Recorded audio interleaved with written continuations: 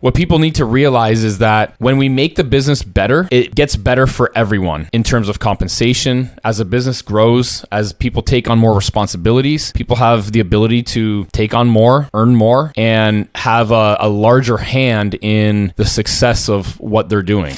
So I got this message on, I don't remember if it was Instagram or YouTube, but it's from somebody that listens to our stuff, or my stuff, quite a bit. And here goes. So I've listened to, I think, all of your YouTube videos. Do you think you'll ever share how you built the team of people that worked with you initially, and how has that changed over time? Good question. Yeah. Is there anyone, let me expand it a little bit. Is there anyone that has stayed faithfully with you to build your businesses? Well, that's a can of worms.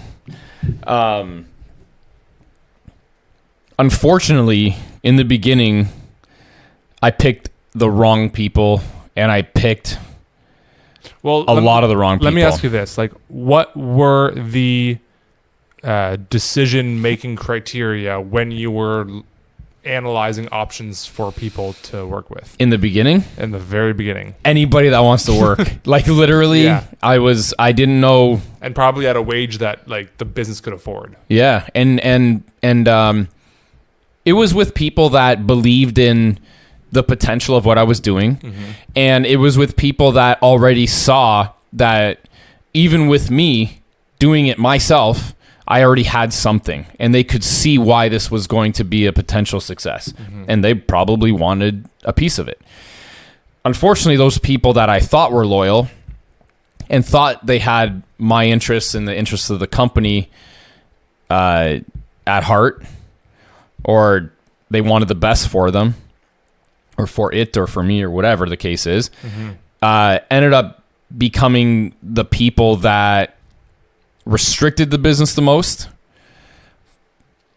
gave me the most grief long term, and ended up producing the most amount of issues. Mm-hmm.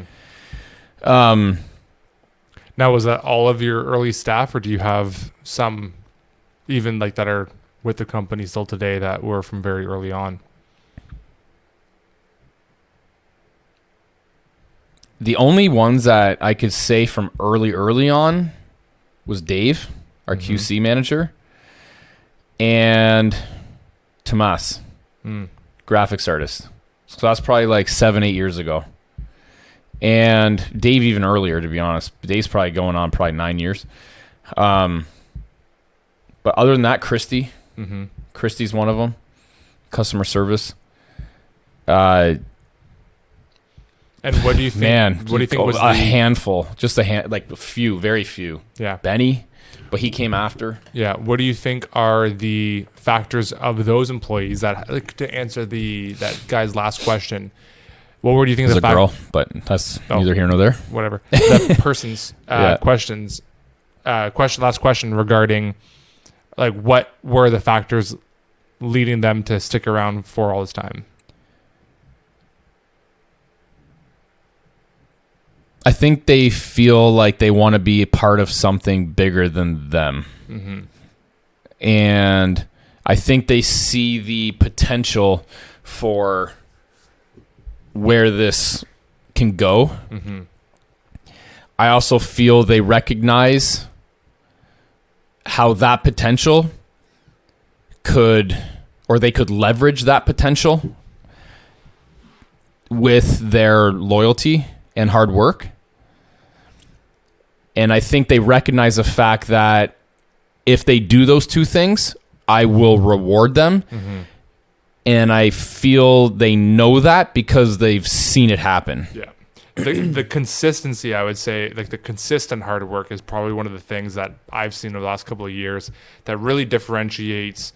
It's not necessarily like the magnitude of the hard work, because if you can work really hard, but then you spend a long period of time where you're just dragging your feet and then you go in these waves, that's really challenging. Right? Yeah. The consistent hard work and the reliability and knowing, okay, we can always expect this, and this of this person is very valuable. Yeah. I would rather have I really value consistency over and above anything else, and consistency all along the spectrum.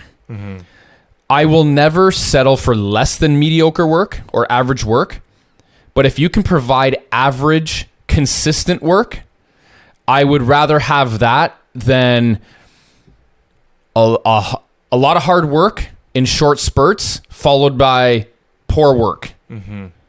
Right? I'd rather you be consistent. Just be consistent. You'll never climb the ladder as high as somebody that is consistently hardworking. That guy's, you're going somewhere. And we've had a couple people that are like literally making bank here, right? From literally applying that methodology to their work. But we've also had a lot of people here for a long time that are consistently average workers, but are consistent.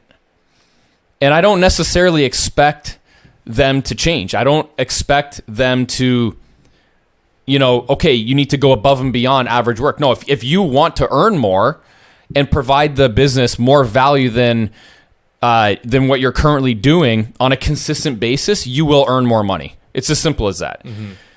But at least if you're consistent, I can value that because we know what we can expect. And a big part of being successful in business is to be able to predict certain things. If we can predict, okay, well, right now we have a Boxing Week sale going on. We need to know how many orders we can get out over a certain period of time. How much production can we get out of a certain period of time? If we're stuck with inconsistencies, we're not going to be able to predict service levels, production output, those kind of things, and that can restrict the growth of a business. If you have a bunch of consistent average workers and you know what you can expect, you can plan correctly. But if you have a lot of inconsistencies, it's really hard to plan. And that was one of the things that I feel that ever since you've even come on board, you've helped the business become more consistent.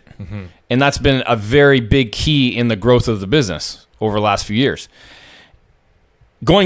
Circling back to the original question, I'm actually shocked that we're even here. I got to be honest. I had so many problems with so many people early on that I feel like if it wasn't for the strength of the brand and if it wasn't for the strength and quality of the product that we were putting out with my direction at that point in time, I would not fucking be here. There's no fucking chance. I had so many issues all the fucking time. And it was so fucking stressful all the fucking time because of these fucking assholes. It was fucking nonstop. It was nonstop all the time. Problems. And it was because of how selfish they were in the beginning. All they cared about was themselves and not the company, other employees of the company. They didn't care. So if it wasn't affecting them, they let it slide or they didn't address it or whatever the case is, and it affected things heavily. And then what ended up happening was I had to get brought into it, right?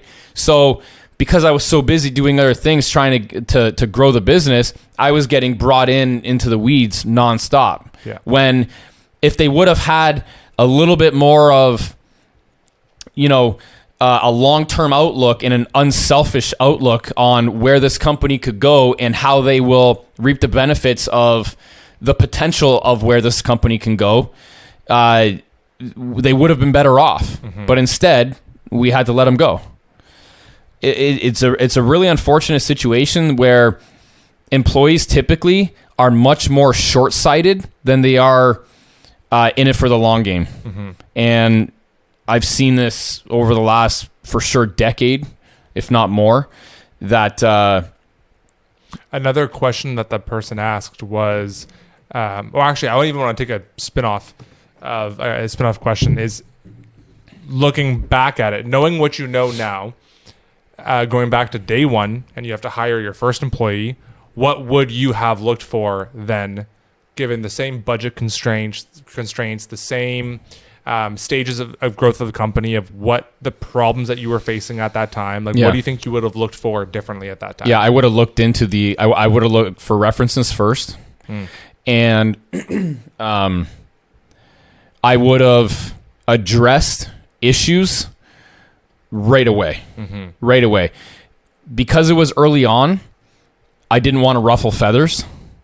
I didn't want to address certain things. And that's actually, I feel, a downfall of mine. When there's issues, I tend to... Is that why you attack them so aggressively now? Where, like, even with the conversation yesterday at the golf course, you're like, let's just solve this right now? Do you think that's kind of why? Yeah, I think so. I think so. But even with the conversation at the golf course, I wasn't as stern as I feel like I should have been. You know, I feel like I sometimes dance around certain things because, you know, I truly do, feel that, you know, being stern all the time, sometimes maybe not the right, you know, approach to take. Also, people handle things, you know, a different way sometimes. And I do feel to some extent people will, you know, I don't want people working for me that are resentful. But at the same time, too, they need to understand the culture that I want to instill in the businesses that I operate, because the expectations, because I feel that we are good business operators. And I feel that whatever we do has the interests of everybody, including even the ones that we're coming down on, the employees that we're coming down on. It's because we have the interests of the business at heart. Yeah. And we want to make it better. We want to make it successful. What people need to realize is that when we make the business better, it gets better for everyone. In terms of compensation, as a business grows, as people take on more responsibilities, people have the ability to take on more, earn more, and have a larger hand in the success of what they're doing. So, but I also feel like people will take certain things the wrong way when you come down on them and you're stern about it. But sometimes it's justified, because I feel people need to... And this is what I did wrong in the beginning. I was more concerned about being people's friends or their friend versus being their boss, their leader. And when they were doing something wrong and they shouldn't have been doing, I needed to come down on them, and I didn't. And then what ended up happening was, over the years, you let that go, something else comes up, you let that go, something else comes up, you let that go. And the next thing you know, it's a free-for-all. And you borderline start losing control of your business. And that's what ended up happening because I had the wrong people in the business. There was at one point where I was being heavily disrespected in my business by a couple people in particular, and I had to cut them loose. And it was more through their actions or more through what they were saying? Their actions. Yeah. And then also what I was hearing out around in town. And it got to a point where I knew they didn't respect me. And once you lose respect as a leader of your business or the boss or whatever, it's hard to gain back. And, you know, to be quite honest, I didn't feel that once that happens, you know me pretty good now. I'm not an asshole. I'm just not, right? But I have high expectations for people, especially in high levels of our businesses. Yep. And I feel like once you cross that line with me, it's very hard to get back. And it'll probably never get back. And then once you cross that line, I feel like there's no loyalty left. And then when there's no loyalty left, I start looking for other options. And I don't like doing that. Yeah. Because I like a lot of people that I work with. But once you start making me look for options, then it's just game over for you. And that's it. Yeah. I think another thing that might be kind of interesting is, I don't even know like how you'd phrase this question, but something along the lines of like, if people were interested in getting into a similar position that like I'm in right now, almost like what you'd recommend to them based on, because I had someone like over the like Christmas holidays essentially kind of ask me that. They're like, this is kind of like a family member that's so far removed, and they're like, wait, how old are you right now? And they're like, what are you kind of doing? And they were like, how'd you get into that kind of position? And I was like, you know what? Like, I don't really know. I kind of just like went direct to the source, and I've just tried providing as much value as I even know how to at every single point in time. And I was like, that might be interesting kind of like conversation. Is like, if someone's like, oh, I don't want to just be like a whatever, even like a supervisor on like a shift, or like or like a salesperson or whatever. Because I know I don't really have necessarily even like a job title, but just even in terms of what I am responsible for, what I kind of like help with. Like, what would you say in terms of if someone was interested in developing these sorts of responsibilities and interests, and kind of they're having their hand in so many different pots? Like, what would you say in terms of like a younger person that's maybe like in their early 20s, or even just like someone getting started? Like, what would you recommend to them? Yeah, I think reaching out exactly the way that you did. You reached out to me on social media. You told me that you'll basically work for no salary. Yeah. You worked only for the first little bit for commission, right? To show me that you're willing to do it, you're good at it. And then down the road, you took the position of like, hey, listen, I've done this, I've shown you this much value. Is there something that I can do more for you? And, you know, is there an opening where, you know, I can start, you know, really showing you what I can do? Yeah. You got to prove it these days, man. Like I'm very reluctant to look at the last thing that just happened. Somebody came in exactly the same way, right? We thought they were a rock star. Well, it turns out they weren't, right? So you got to show us. You got to show people, not even us. You got to show people what you can do. Yeah. I feel like the days of, it was really good for the last decade, 5 years. I feel like, and the employees had the upper hand on the employer. It was very difficult to find people to work, very difficult to find good people. Yeah. Now things are kind of changing a little bit. You know, the job market's changing a little bit. There's a lot of layoffs, especially in the tech worlds and stuff like that. So there's going to be a lot of people that are very skilled and hardworking that are looking for opportunities. We don't necessarily need anybody that's techie or anything, but I want good people and I want high-level thinkers. But you need to prove it. You're not coming in here. You're not going to come in here and start making six figures. It's not going to happen. So get that out of your fucking head. You got to show me, and you might make six figures over the course of, you know, maybe after 6 months. Who knows? If you're providing that much value where we don't have a fucking choice, but we're just like, fuck, you are making the company and bringing so much value to the businesses that we have you in. This is how much we got to pay you. This is how much we got to pay you. That would be my approach. Hit me up on social media and let's see what you can do. But you're going to provide more value than what I'm paying you. Yeah, and in the beginning, you're going to provide fucking 100 times more value than what I'm going to be paying you in the beginning. And then we're going to close the gap. Yeah.